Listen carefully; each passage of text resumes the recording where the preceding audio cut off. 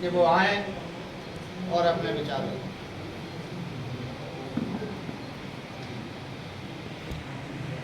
जनपद की समस्त कार्यकारिणी,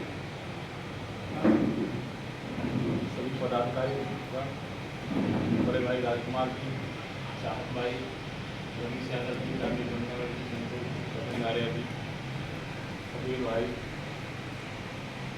राम नरेश जी, लखपत जी, सतपाल जी, शुभम जी, वीरपाल जी, जयप्रकाश जी, सोनू जी, शैलनाथ, रवि यादव, सुभाष जी, बशीर, राकेश, मनोज जी, कैलाश, राहुल, संतोष जी, पराम जी, मेहरबान जी और मंडल द्वारा सुरेश जी, मैं नाम सबके नाम ले सकता हूँ।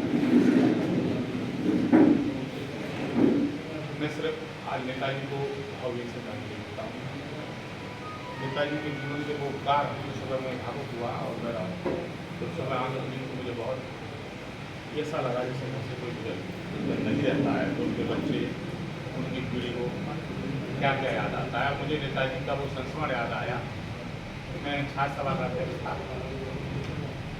अच्छा कार्यकर्ता था। नेताजी की नज़रों में चढ़ा तो नेताजी ने मुझे विजन सभा का कार्यभार दिया और जब विजन सभा में मैं अच्छा बोलने लगा, नेताजी एक कार्यक्रम में नेताजी आए थे मुख्य अतिथि के रूप में और नेताजी की निगाहों में मैं चढ़ गया।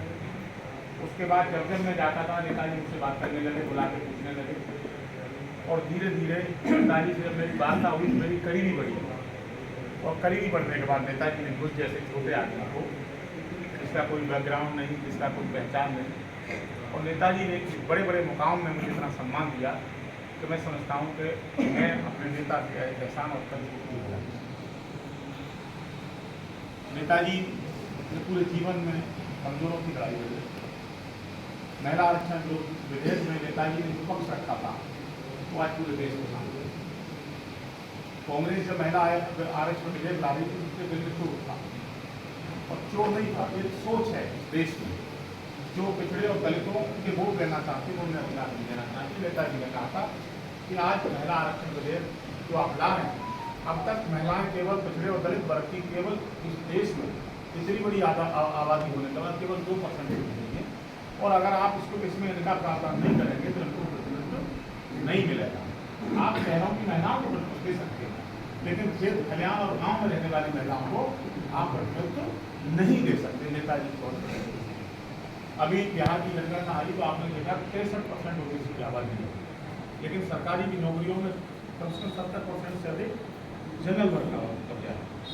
आपको मालूम होना चाहिए कि जब देश आज़ाद हुआ था सन 1948 में एससी को रिजर्वेशन मिल गया, लेकिन सरकारी नौकरियों में दलितों की कुल तादाद आज 22.5% होनी चाहिए, लेकिन नौकरी में तादाद कितनी है? 7%। 89 में पिछड़ों को रिजर्वेशन मिला मंडल कमीशन के माध्यम से, तो पिछड़ों की नौकरियों में तादाद 27% होना चाहिए, लेकिन आज पूरे देश में पिछड़ों की कुल तादाद सरकारी नौकरियों केवल 4% है। अगर मंडल कमीशन न होता और दलितों को आरक्षण न मिलता तो इनकी मतलब अनुपात शून्य होता। इस देश में दुनिया में भी पक्षपात हुआ है, कहीं रंग भेद हुआ, कहीं दास प्रथा रही, दुनिया के तमाम मुल्कों में गैर बराबरी है, लेकिन इस देश में जो गैर बराबरी है वो बहुत ही दुर्भाग्यपूर्ण है। यहाँ हम हिंदू हैं लेकिन मंदिर नहीं जा सकते, हिंदू हैं अपनी बारात नहीं चला सकते, यहाँ साथ बैठ के खा नहीं सकते, यहाँ पक्षपात है, वर्ग भेद है, यहाँ असमानता है और विचारों में क्रूरता है। शासन भी करना चाहते हैं, साथ भी रखना चाहते हैं, संघर्ष और समझौते साथ साथ चलाना चाहते हैं। काशीराम जी ने कहा था कि संघर्ष और समझौते साथ साथ चलते, लेकिन भारतीय जनता पार्टी की जो सरकार है वो संघर्ष और समझौते साथ साथ करना चाहती है, हमसे वोट लेना चाहती है, लेकिन हमारी संख्या नहीं गिनना चाहती। आपने बिहार में देखा 63% आबादी है, हमको 27% रिजर्वेशन की बात हो रही है, वहाँ 15% उनकी आबादी है और उनको 10% रिजर्वेशन मिल गया। आपको में ये बात हम लोगों की पीढ़ियों की लड़ाई है, ये हमारे प्रतिनिधित्व की लड़ाई है, ये हमारी पहचान की लड़ाई है और ये हमारे अस्तित्व की लड़ाई है, ये हमको समझना चाहिए।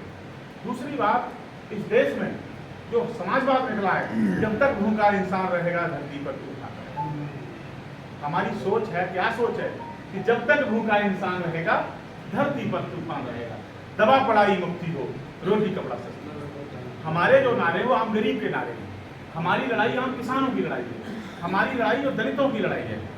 आज पूरा देश जगने लगा है। ये जो सरकारें हैं ये हमारे बच्चों के भविष्य 5 किलो 10 किलो राशन में खत्म करना चाहती है। ये फैक्ट्री एरिया बना नहीं रही, नौकरी निकाल नहीं रही। और जो महंगाई का अनुपात है, आप बताइए पेट्रोल की कीमत 2014 से 7 साल में कितनी बढ़ी और 70 साल में कितनी बढ़ी? आप अनुपात लगा लीजिए। 45 रुपये पेट्रोल बढ़ गई, 40 रुपये डीजल पे बढ़ गए, गैस सिलेंडर पर 600 रुपये बढ़ गए, 800 बढ़े 600 रह गए। कोई चीज़ ऐसी नहीं जो महंगाई ना बढ़ी। और उस महंगाई के अनुपात में डीएपी पर कीमत को कट्टा कम हो गया। हर तरीके से हमारी लूट हो रही है। बिजली का बिल हिंदुस्तान में सबसे ज़्यादा उत्तर प्रदेश में है, कहीं भी हमें राहत नहीं है। और जो छापेमारी हो रही है, छापामारी जिस तरीके से क्रूरता से लोग वसूले जा रहे हैं, ये बहुत दुर्भाग्यपूर्ण है। समाजवादी कौन का नारा होता है? हर जोर जुल्म की चक्कर पर संघर्ष हमारा नारा है। हर जोर जुल्म की चक्कर पर संघर्ष हमारा नारा है। दवा पढ़ाई मुक्ति और रोटी कपड़ा सस्ती हो, ये जो नारे हैं समाजवाद के, और जो हम जिन सोच से निकले। आपको याद हो कि जब DIR मीसा लगी तो चंद्रशेखर जी से कहा कांग्रेस की सरकार ने, या तो आप सरकार में आए जेल चले। चंद्रशेखर जी ने लोकसभा में कहा था कि हमने सरकार को ठुकरा के जेल का रास्ता चुना। ये जो सरकार गलतफहमी में, देवरिया में क्या हुआ? जिसकी पहले हत्या हुई, जिसकी पहले हत्या, जमीन का विवाद कोर्ट में, उससे हमारा कोई लेना देना नहीं। लेकिन पहली घटना किसके साथ हुई? प्रेम यादव के साथ हुई। उसके रिएक्शन में भाई उसका बेटा तो छोटा है, लड़कियां छोटी है, उसकी पत्नी ने तो हत्या की नहीं। बेटियां छोटी हैं, कोई 12 साल कोई 13 साल, बेटा 5 साल का है, पत्नी विधवा हो गई, तो हत्या पत्नी तो की नहीं है, बेटियों ने तो की नहीं है। अपराधियों के मकान तोड़ी है, लेकिन मकान प्रेम यादव का तोड़ा जा रहा है।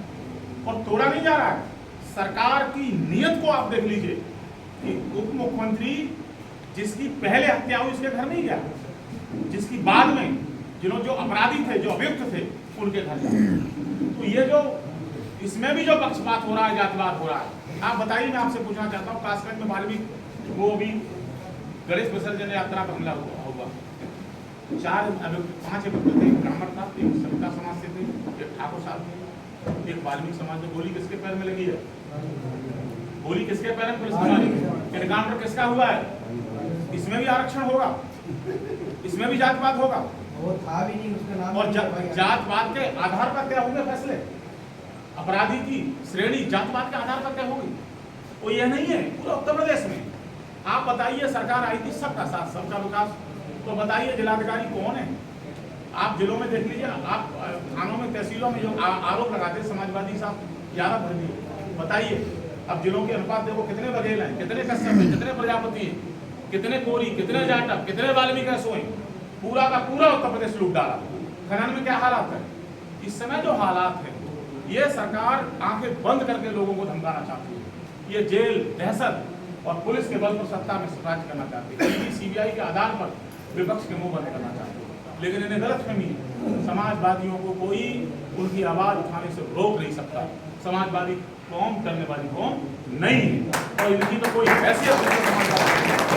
ये लड़ाई जारी रखेगी। आप नौकरियों में देखिए, आप जितनी वैकेंसी निकल रही है, आप देखिए वन साइड अपना काम चल रहा है। दलित OBC को पूरी तरह से निगलेक्ट कर दिया गया है। राहुल गांधी ने 97 में, मतलब 90 में 3 OBC का अधिकारी। ये अन्याय। हम जातिवाद की लड़ाई नहीं लड़ रहे हैं। अब हम जो कह रहे हैं ये जातिवाद नहीं है, हम इंसाफ की बात कर रहे हैं, हम न्याय के लिए बात कर रहे हैं, हम अपने गरीब और पिछड़े समाज के की संख्या के बारे में बात कर रहे हैं कि हम भी इंसान हैं, हमें भी अधिकार दे दीजिए, हमें भी, हमारे भी अस्तित्व को बचाइए, हमारी भी आवाज उठाने वाले लोगों को आप सदन में पहुंचाइए, हमारी भी आवाज उठाने वाले लोगों को सचिवालय में बैठाइए। जब हमारे लोग ही नहीं होंगे तो कौन हमारे लोगों को विचार करेगा?